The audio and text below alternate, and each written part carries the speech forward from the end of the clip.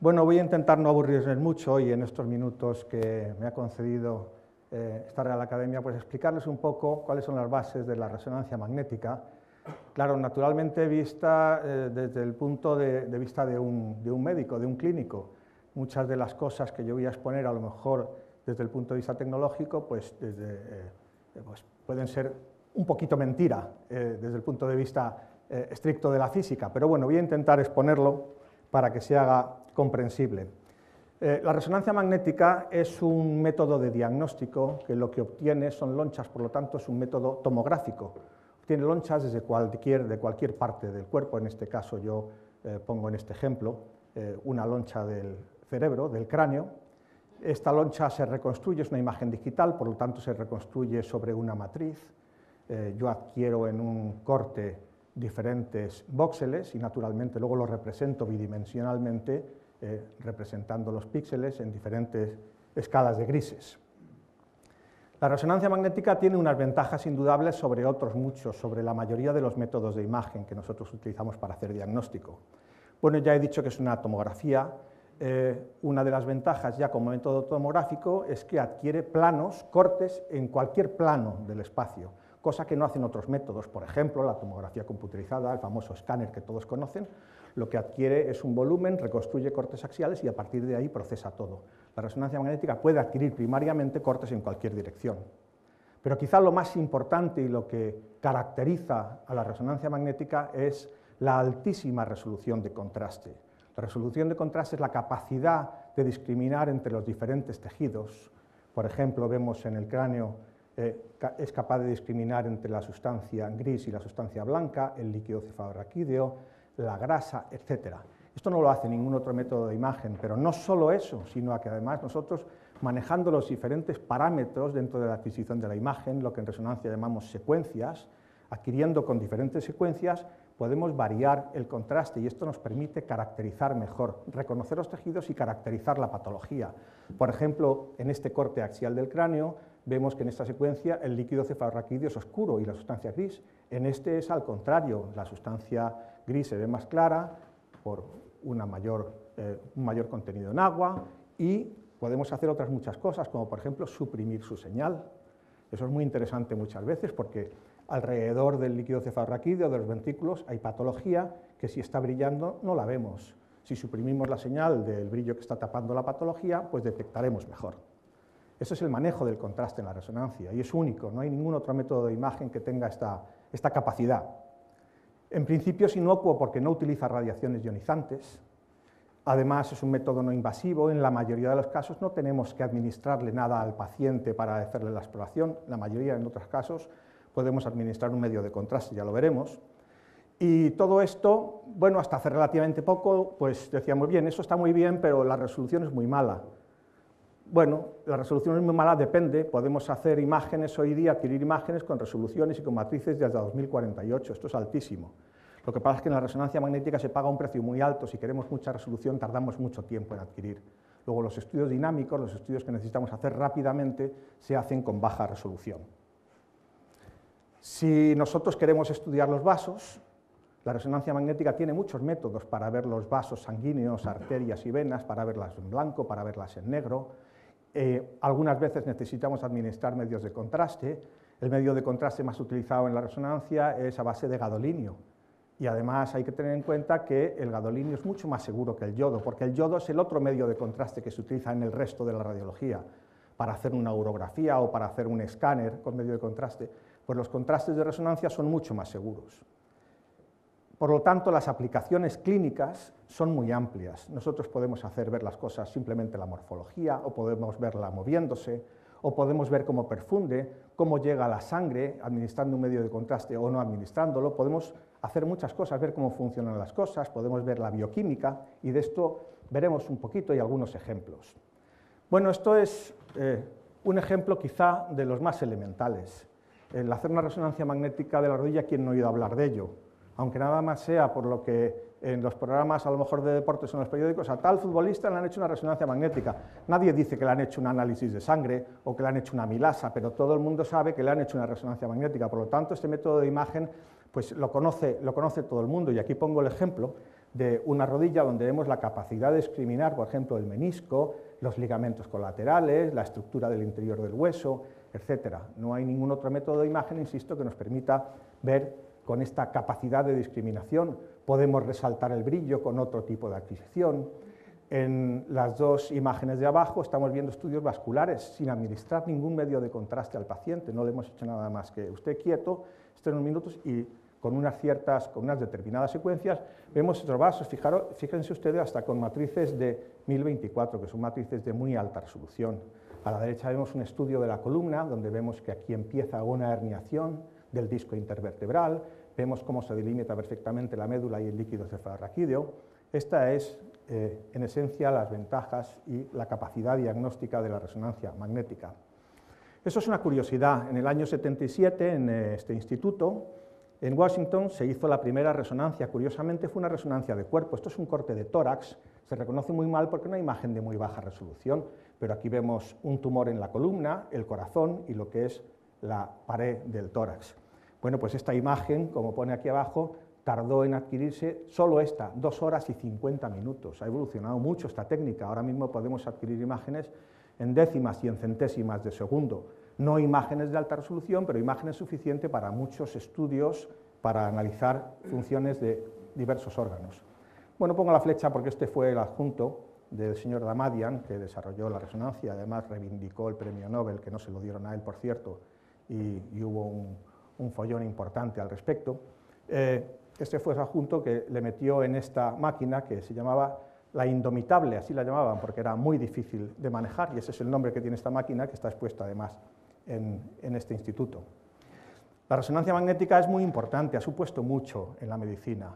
De hecho, el último premio Nobel fue en el premio Nobel por sus aplicaciones en la clínica, se lo dieron a estos investigadores, a Lauterbur y a Mansfield, en el año 2003, pero antes hubo muchos procesos muy importantes relacionados con la resonancia magnética que también merecieron un premio Nobel. En total, desde el año 1943, 6 premios Nobel relacionados con la resonancia magnética o con las bases que permitieron su desarrollo. Claro, si todo esto es como yo digo, pues sería muy sencillo, no habría que comprar ningún otro equipo, llenaríamos los departamentos o las unidades de radiodiagnóstico de resonancias y esto solucionaría todo, pero son equipos caros. El tiempo de adquisición es largo porque al paciente le hacemos varios tipos de exploraciones, no solo en varios planos, sino imágenes, lo que llamamos potenciadas en diferentes contrastes, y esto lleva tiempo. Además, como muy bien saben, y seguramente alguno a lo mejor lo ha padecido, pues da una cierta claustrofobia meterse en un túnel de resonancia magnética. También es caro porque hay que aislar el entorno, el campo magnético es intenso y eso requiere unos cuidados y un blindaje, entre comillas, blindaje del entorno preciso. Son equipos que hacen mucho ruido y además hay algunos efectos biológicos, son menores pero no son despreciables, sobre todo ahora mismo que se utilizan campos magnéticos cada vez más intensos. En el mundo del diagnóstico clínico, en el mundo de la medicina, nosotros no denominamos a esta técnica resonancia nuclear magnética. Bueno, en primer lugar porque la mala reputación de la energía nuclear pues, nos ha hecho prescindir de esta terminología. Pero además en la medicina hay otra especialidad que es la medicina nuclear y para no confundirlo con ella. Pero además, desde un punto de vista muy estricto, pues se podría hacer imagen de resonancia magnética. De hecho, ha habido experimentos, no hay aplicaciones clínicas ahora mismo, pero se han hecho experimentos para hacer resonancia magnética con electrones orbitales. Bueno, estos son los motivos por los que nosotros denominamos a esta técnica simplemente resonancia magnética. Se basa, en esencia, en introducir al paciente en un túnel en el que hay un campo magnético muy intenso, que yo aquí represento con estas líneas paralelas, que lo único que representan son las líneas de flujo del campo magnético. Nosotros ahora veremos, se forma un vector de magnetización neto voxel a voxel, y aplicando pulsos de radiofrecuencia, ese vector lo inclinamos, precesa por delante de una bobina, y un vector magnético que pasa alternativamente por delante de una bobina, ahora veremos cómo son las bobinas, pues muy elemental, induce una corriente eléctrica. Luego, básicamente y esencialmente, la resonancia magnética es que el vector de magnetización neto, voxel a voxel del paciente, junto con una bobina, forman un alternador de corriente. Cuando nosotros en una imagen de resonancia magnética vemos que una cosa brilla, es porque se ha inducido una corriente de un mayor voltaje que en otra que brilla menos o que es más oscura. Así de fácil y así de simple. ¿Qué es lo que utilizamos o qué es lo que utiliza el organismo para producir imágenes de resonancia magnética? Pues el protón de hidrógeno, el protón de la molécula de hidrógeno, del átomo de hidrógeno, perdón. Sabemos que tiene una carga positiva y que al girar sobre sí mismo con un movimiento de spin se comporta como un dipolo magnético. Luego, todos los protones de hidrógeno que nosotros tenemos en nuestro organismo son pequeñísimos imanes, y tenemos muchos, muchos. Es el elemento más abundante. Como ejemplo, fíjense que 1 milímetro cúbico de agua tiene 10 elevado a 19 protones de hidrógeno, una barbaridad. Pero nosotros no estamos imantados, a pesar de todo ello, porque se distribuyen al azar, están distribuidos en cualquier dirección del espacio y un momento magnético se anula con su contrario. Hay abundancia de ellos, el 60% del organismo es agua, que es el componente principal, y luego depende de la constitución y de los hábitos, hay una gran cantidad de grasa, mayor o menor, y también los protones de hidrógeno no solo están en el agua, sino en las cadenas de triglicéridos en la grasa. ¿Qué pasa cuando nosotros introducimos en un potentísimo campo magnético al paciente? Pues imaginemos un corte, en este caso una loncha coronal, como estoy representando, la dividimos en cuadraditos, que son los píxeles y vóxeles de una imagen digital, y en cada vóxel lo que sucede es que nosotros al natural tenemos todos los protones orientados en cualquier dirección del espacio, pero en cuanto los introducimos en este campo magnético tan potente, se alinean con el campo magnético, pero se alinean en dos sentidos, en el sentido paralelo o de baja energía y en sentido antiparalelo, pero no es igual el número en un sentido que en otro, porque si fuera igual no se formaría un vector neto. Como predominan en un sentido, en el sentido de baja energía, se forma un vector de magnetización neto. Y ese vector de magnetización neto de todos los billones de protones que hay en un pequeño cubito o en un pequeño voxel es el que vamos a manejar para producir la señal de resonancia magnética. Además de alinearse, tienen un movimiento. No arranca. Tienen un movimiento que es un movimiento como el de una peonza, que es el movimiento de precesión. Están precesando en distintas fases, por eso el vector de magnetización neto sigue siendo un vector en el sentido y en la dirección del campo magnético.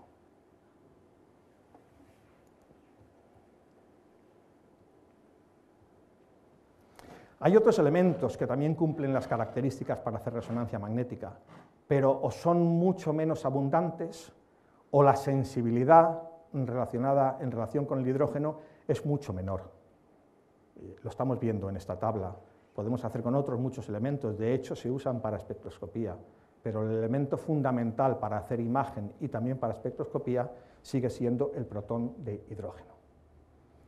Por lo tanto, cuando nosotros estamos analizando las señales de los diversos vóxeles de un determinado corte, estamos manejando el vector de magnetización neto independientemente del tipo de tejidos que contenga. Yo aquí he dibujado un vóxel de estas características que además se asemeja a la realidad porque las dimensiones del píxel siempre son mucho menores que las dimensiones del vóxel porque la altura representa el grosor de corte y el grosor del corte siempre es mucho mayor que las dimensiones en superficie de la matriz.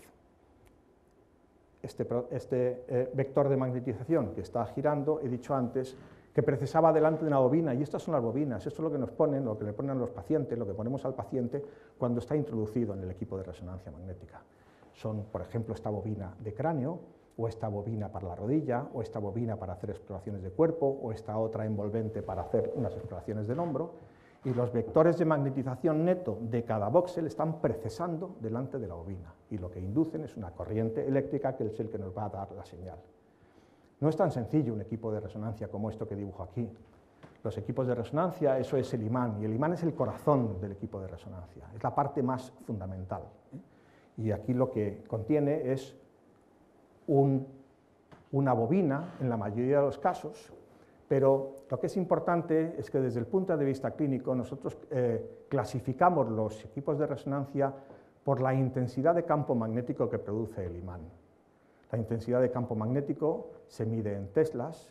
En la siguiente diapositiva veremos qué es un tesla, pero los equipos de resonancia magnética pueden ser de bajo campo, de 0,1, 0,2, 0,3 teslas, hasta los equipos de más alto campo, de 3 hasta de 7 teslas hoy para hacer imagen. Recordar que el tesla es un múltiplo del Gauss, un tesla son 10.000 Gauss, y fíjense la potencia, la intensidad de campo de un equipo de resonancia magnética, podemos entenderla bien recordando que el campo magnético terrestre es de 0,5 Gauss y que un equipo de un Tesla tiene 10.000 Gauss y que hoy se hacen imágenes hasta en equipos de 7 Teslas. Realmente es una barbaridad de campo magnético. Para estudios espectroscópicos, para estudios bioquímicos, se utilizan campos magnéticos de hasta 14 teslas, pero los bioquímicos no hablan de una intensidad de campo magnético en teslas, hablan en megahercios. Yo tengo un equipo de tantos megahercios porque la frecuencia de precesión está en relación directa con la intensidad del campo magnético. ¿Qué tipos de imanes hay? Pues hay imanes abiertos y hay imanes cilíndricos. Muchos pacientes, pues no menos de un 7 o un 8% de los pacientes, cuando acuden a la resonancia magnética, dicen a mí, por favor, que me hagan la resonancia magnética en un equipo abierto, porque con mucha frecuencia tienen reacciones de claustrofobia en equipos cilíndricos.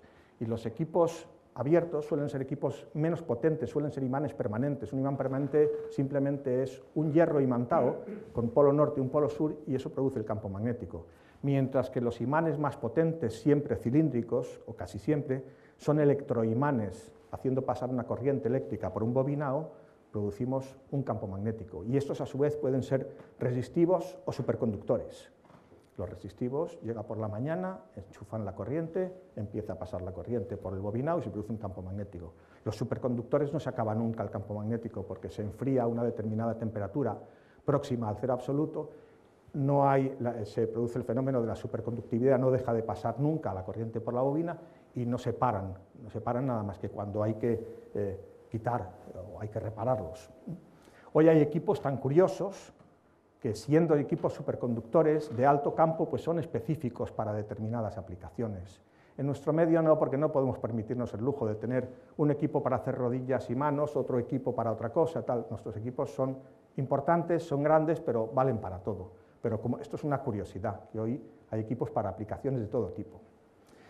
Miren, esto es un poco lo que se produce en la resonancia magnética. El vector de magnetización neto que yo les decía, voxel a voxel, es excitado con un pulso de radiofrecuencia y ese vector se inclina más o menos al plano transversal. Esto es un ejemplo de una inclinación de 90 grados, pero puede ser de más o de menos.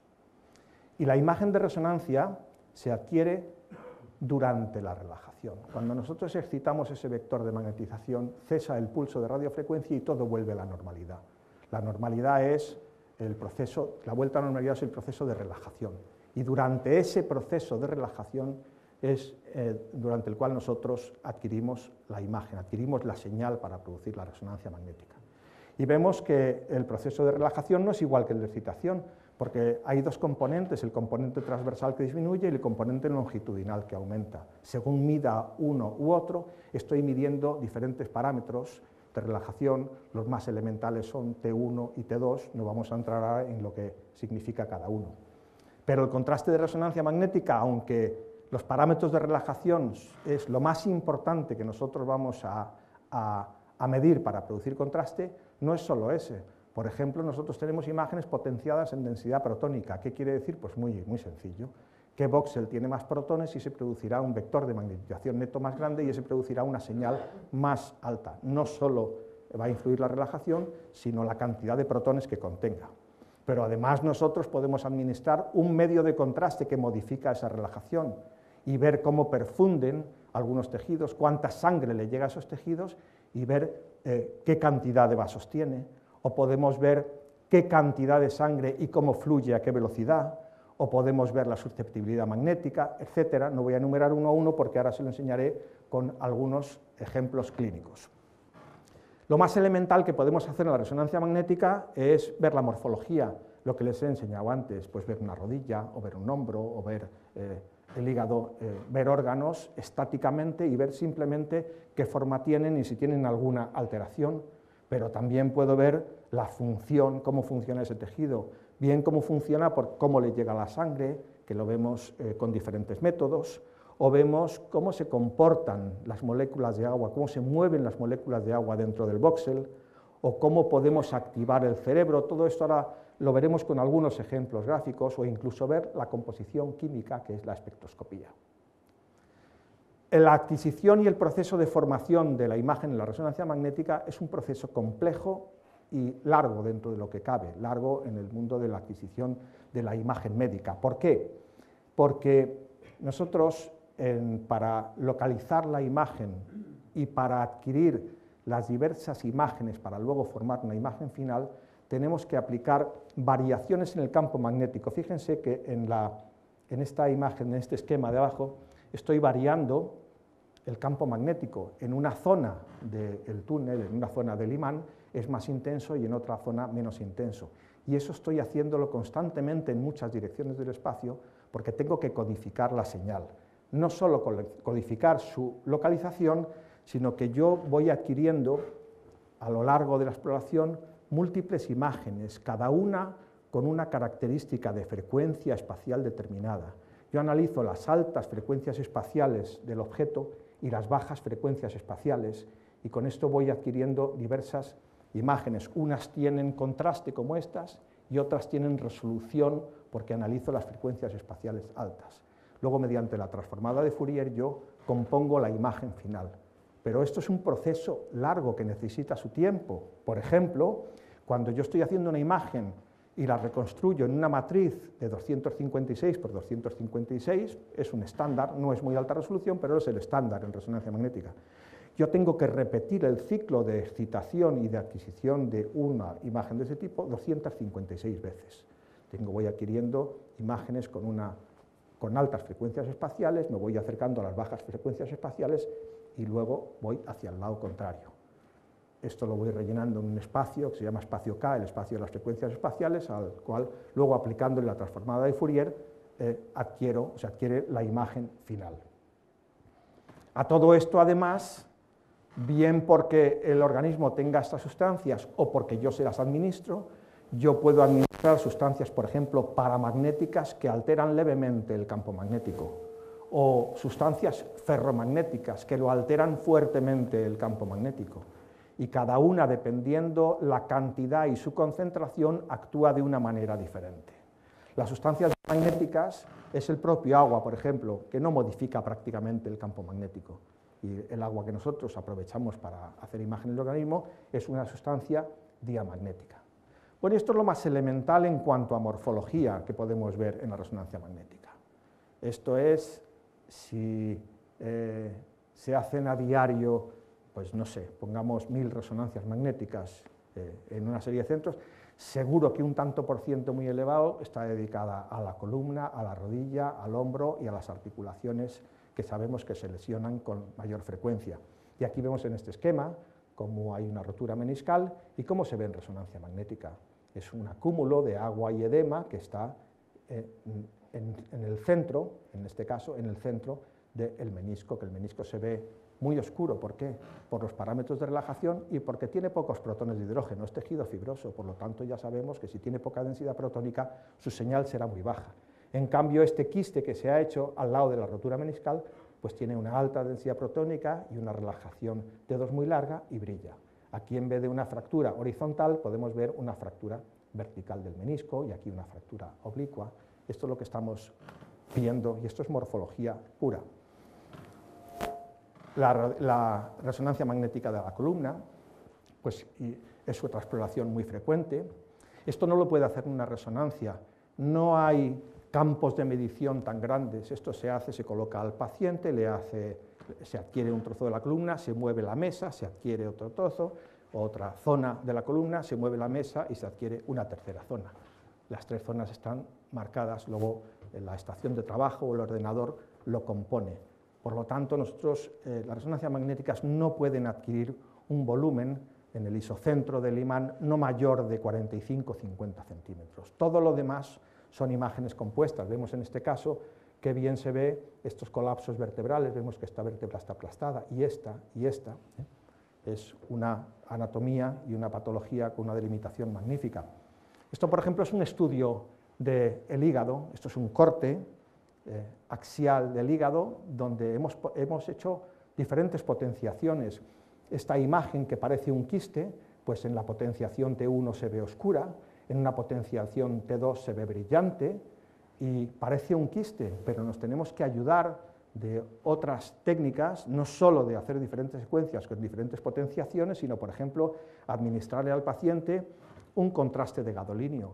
Este contraste de gadolinio administrado en vena es una sustancia paramagnética que, administrada a una cierta concentración y a una determinada velocidad, altera, por ejemplo, en este caso, la relajación T1 y la acelera, de tal manera que cuando llega el contraste al órgano diana, en las imágenes potenciadas en la relajación T1 brillan más, y estamos viendo cómo esa imagen que veíamos pues no es un quiste porque tiene una vascularización, el contraste llega a la periferia, se va rellenando centrípetamente en forma de nódulos, como ven aquí, hasta que en un cuarto barrido, en una cuarta, vemos que se ha rellenado centrípetamente, y esto pues le podemos decir al paciente con mucha fiabilidad que tiene un angioma, que es un tumor benigno sin ninguna importancia.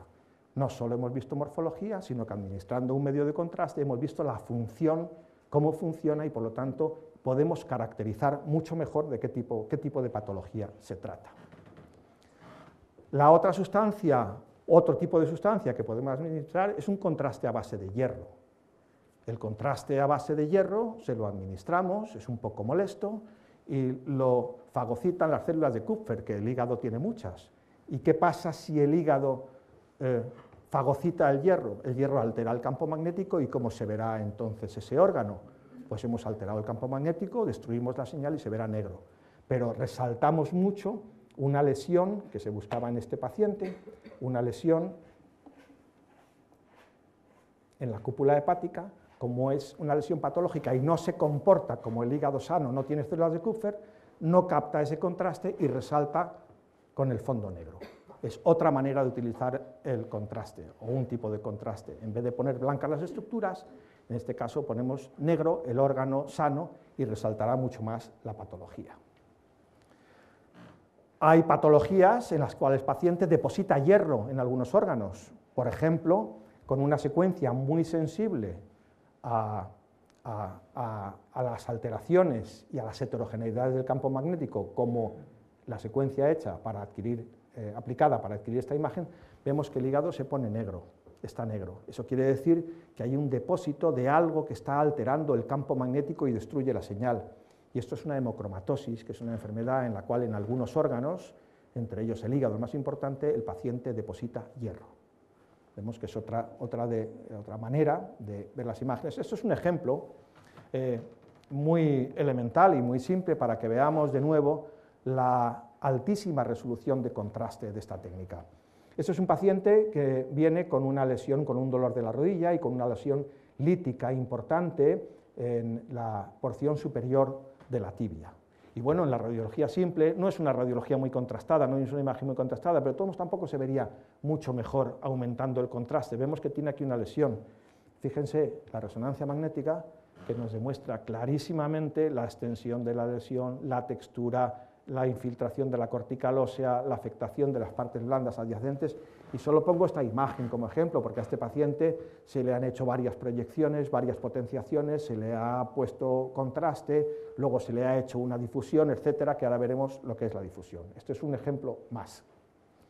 Bueno, pues es una técnica que también utilizamos para el estudio de la patología fetal. Hoy hay secuencias rápidas porque tenemos que el feto se mueve y no podemos evitarlo ni podemos inmovilizarlo, por lo tanto hay que hacer secuencias rápidas. ¿Y qué llama ya inmediatamente la atención?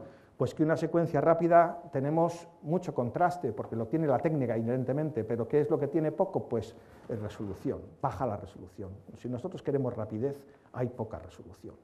Y esto es mediante técnicas de disparo único, que se llaman así, pues adquirimos imágenes fetales. Y, por ejemplo, vemos este corte parasagital de un feto donde tiene las estructuras intestinales introducidas en el tórax. Esto es una hernia diafragmática. Y esto es muy poco agresivo, se tarda muy poco tiempo en hacer, nos da mucha más información, aunque la ecografía es un método de screening que se utiliza habitualmente, pero esto nos da una información global y anatómica más profunda y más importante que la ecografía. Insisto, son tantos los parámetros que podemos manejar y podemos hacer tantos tipos de imágenes. Por ejemplo, en este caso, ¿qué se ha hecho? Pues utilizando unos determinados parámetros hemos anulado la señal de todos los tejidos blandos y solo queda en el abdomen superior la señal de los líquidos. Y este paciente tenía una dilatación de todos los conductos biliares, tenía una ictericia, tenía dilatación del colédoco, esta estructura que yo estoy señalando aquí, y de todos los conductos biliares dentro del hígado. Vemos un poquito de líquido en el duodeno y vemos el conducto del páncreas. O sea que hay técnicas para ver exclusivamente los líquidos. Y esto es un solo ejemplo, pero podemos ver la vía urinaria, podemos ver la vía biliar, podemos ver el líquido cefalorraquídeo, etcétera, etcétera. O sea que, como ven ustedes, es una técnica muy versátil. Claro, esto tiene un precio que es una técnica compleja. Si uno va a hacer una ecografía, pues del ecógrafo maneja 2 botones o pocas cosas. Si se va a hacer una radiografía, en la radiografía se manejan kilovoltios, miliamperios y muy pocas cosas más. Desde el punto de vista técnico es sencillo. Incluso hacer un escáner, eso está muy protocolizado y se manejan pocos parámetros. En la resonancia magnética, el operador o el que vaya a hacer la técnica puede manejar más de 300 o 400 parámetros, muchos de los cuales hacen que la imagen no salga. Por lo tanto, se necesitan unos conocimientos, no digo físicos porque sería una presunción, pero sí de la tecnología de la resonancia bastante importantes para sacarle todo el partido que se le puede sacar a un equipo de resonancia magnética para el diagnóstico clínico. Por ejemplo, la resonancia de mama, pues hasta hace poco tiempo era una cosa muy bien establecida, donde las indicaciones están muy claras, pero nosotros en radiología intentamos hacer una medicina que se llama la medicina, bueno, la llamamos así, pero es obvio, medicina basada en la evidencia. Y la evidencia nos está diciendo que la resonancia magnética, pues a lo mejor no era la panacea para el estudio de la mama, porque sobrevalora ciertas lesiones. Esto está ahora mismo en discusión, por lo tanto, es una técnica que, aunque está avanzando mucho y las indicaciones clínicas cada vez son más amplias, también se está analizando en muchos casos si no es una técnica que haga sobrediagnóstico. Naturalmente, muchas de las imágenes y muchas de las funciones que nosotros estamos analizando son posteriormente analizadas con un ordenador. Por ejemplo, nosotros estamos analizando en este estudio de las mamas, estamos analizando un pequeño nódulo que cuando le administramos el gadolinio vemos cómo es la curva de captación, cuánto tarda en llegar el contraste y en qué cantidad lo capta. Y la curva de captación de un nódulo maligno es diferente de la de un nódulo benigno. Esto también nos ayuda. Nosotros nos ayudamos mucho de estaciones de trabajo para luego el análisis posterior de lo que está ocurriendo. No solo podemos hacer exploraciones y adquisiciones corte a corte, sino que hacemos adquisiciones a lo mejor volumétricas que se llaman 3D, porque adquirimos un cubo y luego eso se divide en particiones y podemos obtener imágenes de muy alta resolución, como este estudio vascular de la aorta, donde el paciente tenía una estenosis, una coartación de aorta, con mucha circulación antes de llegar a la estenosis, que se extendía por la pared torácica porque es circulación derivativa. La sangre tiene que buscarse las vías por donde drenar porque tiene una obstrucción en esta zona. Pues esto funcionaba antes y ahora no funciona. Estos eran unos vídeos, ahora yo creo que puede funcionar, pues no. Estos son unos vídeos donde lo que se demuestra es el latido cardíaco. Nosotros podemos estudiar la función cardíaca con imágenes adquiridas en las diferentes fases del ciclo cardíaco muy rápidamente. Son imágenes de media resolución hoy día, hasta hace poco eran imágenes de muy baja resolución. Hoy día las secuencias son muy rápidas y podemos hacer imágenes de cine donde estudiamos la capacidad de contracción del músculo cardíaco. Mediante unos análisis con programas especiales en el ordenador podemos ver el volumen de eyección, el volumen de sangre, la capacidad de contracción, no solo verlo desde un punto de vista visual, sino hacer análisis paramétricos.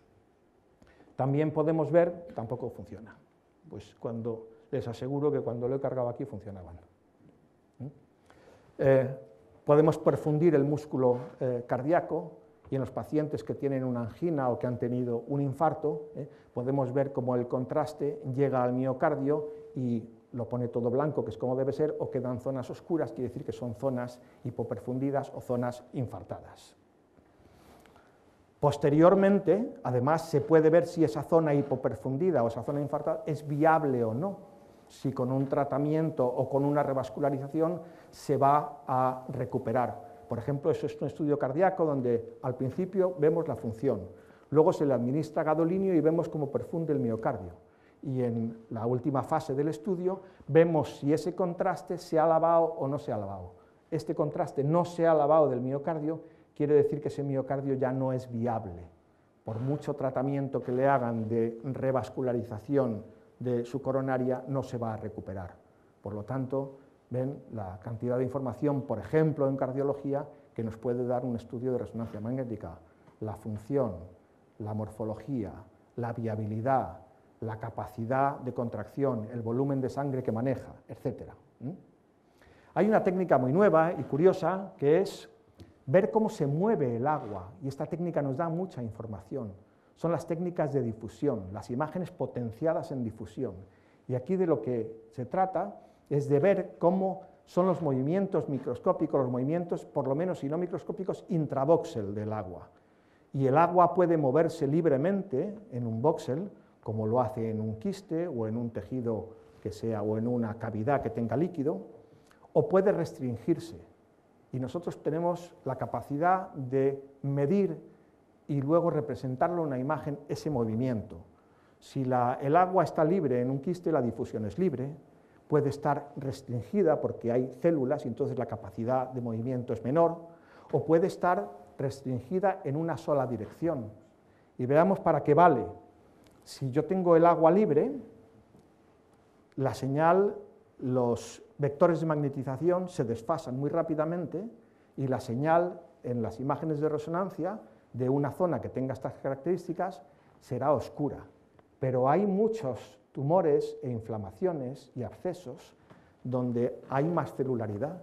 Y si hay más celularidad, el movimiento del agua está restringido. Y si está restringido, el desfase es menor. Y si hay un menor desfase, no se pierde tanta señal y la imagen, como muestro en este cuadradito, esquemáticamente brilla más. Por ejemplo, fíjense, esto es un paciente donde le buscábamos metástasis y se vio una metástasis de un melanoma en esta porción superior del hígado. Esto es un corte axial entre la porción más inferior del tórax y la cúpula del hígado. Esto es un trozo de hígado, y esta es la porción más superior. Entonces se veía aquí una metástasis. Claro, en muchos tumores es muy importante porque a lo mejor una metástasis o dos se pueden operar, pero a lo mejor 15 o más, pues no puede ser. Y además el tratamiento es distinto. Pues en este paciente, con estas técnicas de difusión, que no son técnicas basadas en la relajación T1 ni T2, ni en la densidad protónica, ni en el flujo, ni en la administración de contraste, sino en el movimiento intravóxel, se detectó otra pequeña metástasis que no se veía con ninguna otra secuencia ni con ninguna otra técnica. Luego esto es otro método de adquirir imágenes, otro método de hacer contraste en resonancia magnética. En el esquema que yo les he puesto de la difusión isotrópica y anisotrópica, nosotros, haciendo imágenes para ver la difusión a lo largo de una dirección, podemos ver las fibras nerviosas, y esto es interesantísimo. Este paciente tenía un tumor, puedo empezar otra vez desde el principio. Este paciente tiene un tumor e interesa ver si la extirpación o la cirugía de ese tumor va a tocar ciertas fibras, porque podemos dañarle la zona del habla o una zona motora, y para eso solo tenemos esta herramienta, las técnicas de difusión anisotrópica, en la cual nosotros representamos las fibras de la sustancia blanca, porque tienen un movimiento de agua en una dirección, y nosotros podemos hacer unas imágenes tan espectaculares como es representar la zona de sustancia blanca mediante segmentación. Nosotros vamos eligiendo y el ordenador nos reconstruye esas fibras y le dan una orientación al cirujano muy precisa de lo que puede ocurrir si daña esas zonas. Este tipo de tractografía, se llama así, tractografía por difusión, pues hoy muestra imágenes de tan alta resolución como esta, donde vemos las fibras córticoespinales. Esto naturalmente le podemos manejar y dar vueltas y girarlo en el sentido que queramos. Esta misma técnica, no para el estudio del sistema nervioso, pero sí para el estudio de ganglios y de órganos, pues nos hemos convertido en un serio competidor de la medicina nuclear, de las pruebas de medicina nuclear con tecnecio, etc. Se hacían antes y tenían esta apariencia. Hoy, pruebas hechas con difusión, que son más inocuas, menos agresivas y que no utilizan ningún elemento radiactivo, pues podemos tener una información similar. La base, naturalmente, es completamente distinta, pero la información en pacientes tumorales, en pacientes oncológicos y en cierta patología inflamatoria, pues es similar. Luego, para ir terminando, hablar antes, muchas cosas de las que hemos enseñado son exploraciones funcional, porque realmente yo he mostrado el funcionalismo, pero básicamente, o en esencia, lo que han llamado los clínicos y el nombre que le pusieron a los radiólogos de resonancia funcional, pues son estas técnicas más sofisticadas. ¿Qué es esto? Pues esto es una representación con resonancia magnética, como ven, del cerebro, y hay zonas coloreadas. ¿Y qué son las zonas coloreadas? Son zonas que yo le he dicho al paciente que haga una determinada movimiento o acción. Mueva usted los dedos así, y de pronto la zona del cerebro, en resonancia magnética, y se puede ver en la pantalla, empieza a colorearse. Esa es la zona activada. ¿Y cómo podemos hacer esto con resonancia magnética? Pues de nuevo, yendo al principio y viendo que hay sustancias paramagnéticas y sustancias diamagnéticas, y que las sustancias paramagnéticas alteran el campo magnético. Y en reposo, pues hay un cierto equilibrio entre la oxihemoglobina, la sangre oxigenada que llega, y la sangre venosa de oxihemoglobina.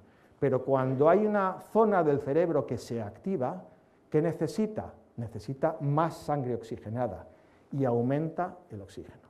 ¿Y el oxígeno cómo es? Es diamagnético. O sea que arregla, por decirlo de alguna manera, el campo magnético. Por lo tanto, se gana señal. Y esa zona, esa ganancia de señal, nosotros la podemos detectar con resonancia magnética y representarlo en una imagen. ¿Ven ustedes? La deoxihemoglobina, la sangre oxigenada, es paramagnética y altera el campo magnético. La oxihemoglobina, que es diamagnética, no altera el campo magnético, por lo tanto, la señal la mejora. Y donde llega más actividad, donde hay más actividad cerebral, nosotros tenemos una mayor señal y eso se puede detectar. Esto, el esquema de abajo, simplemente es que al paciente se le está dando una instrucción. Haga esto, pare, haga esto, pare. Es hacer, no hacer algo. Y se van activando las diferentes zonas cerebrales. Esto tiene una aplicación práctica evidente y diaria. Los neurocirujanos necesitan saber las áreas elocuentes. Van a operar a un paciente de un tumor cerebral o de una lesión cerebral y tienen que saber si ese paciente, por la proximidad de la lesión, va a tener un trastorno visual o un trastorno motor o un trastorno del habla, porque afecta a la zona de Broca, y esto es muy importante. Son pruebas funcionales que se hacen previamente a la cirugía y que al cirujano le dan mucha información. Por ejemplo, este paciente de 37 años, diestro, tenía este tumor en el lado izquierdo, un astrocitoma, y se identifica un área motora por detrás y se identifica el área de Broca, que es el área del lenguaje, por delante. Es imprescindible que el cirujano sepa hasta dónde puede resecar el tumor, porque en algunas ocasiones no compensa dejarle al paciente con un déficit motor o con un déficit de habla, porque no tiene ningún sentido, porque a lo mejor el tumor no va a curarse por eso. Esto es la representación que proporciona la resonancia magnética funcional, y esto luego se lleva a un neuronavegador. Y el cirujano monitoriza con electrofisiología, provoca unos potenciales, y entonces él va comprobando si lo que decía la resonancia magnética era cierto o no y hasta dónde puede resecar. La resonancia magnética por sí sola nos hubiera podido dar suficiente información para que el neurocirujano no tenga que poner esos electrodos, pero esto no está aprobado todavía. En el único sitio que está aprobado es en Estados Unidos. En el resto del mundo esto no es un gold estándar. El gold estándar es la cirugía con los electrodos que pone el neurocirujano, y esto es importante, pero de todos modos al neurocirujano le damos esa información y él sabe dónde tiene que colocar esos electrodos para provocar la actividad del paciente que él quiere. El resultado es que visualizan una cavidad, preservan un vaso cortical, etcétera, etcétera. Simplemente esto es un caso clínico que presentamos en una sesión, no se trata ahora de profundizar en él, sino que vean las múltiples aplicaciones que tiene la resonancia magnética. Por último, ya la espectroscopía. No solo podemos ver la morfología, la función más sofisticada, como es el efecto Volt, sino que podemos analizar el entorno bioquímico de una lesión o el contenido bioquímico de una lesión. ¿Y cómo funciona esto?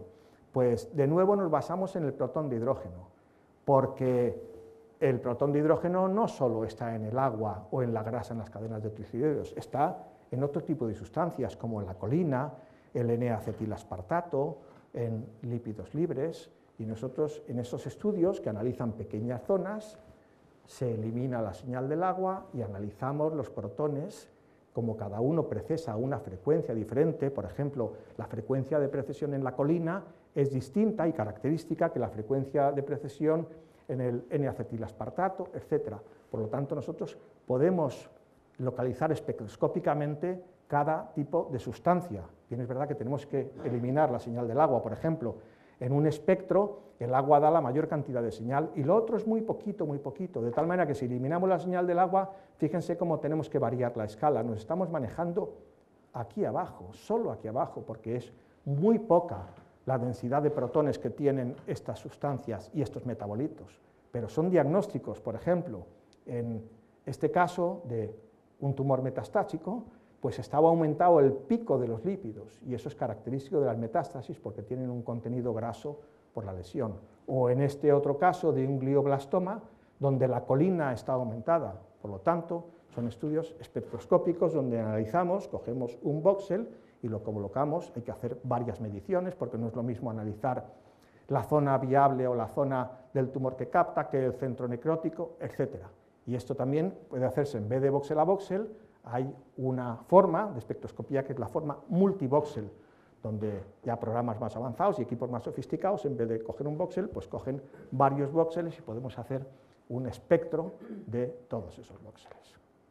Bueno, yo espero no haberles aburrido mucho, porque esto es un poquito las bases tecnológicas, cómo funciona la resonancia magnética y sus aplicaciones clínicas más importantes. Yo creo que no solo es como piensa el 90% de la población, que es una imagen morfológica de un determinado órgano, sino que la resonancia pues da bastante de sí, como han podido ver. Y muchas gracias a todos.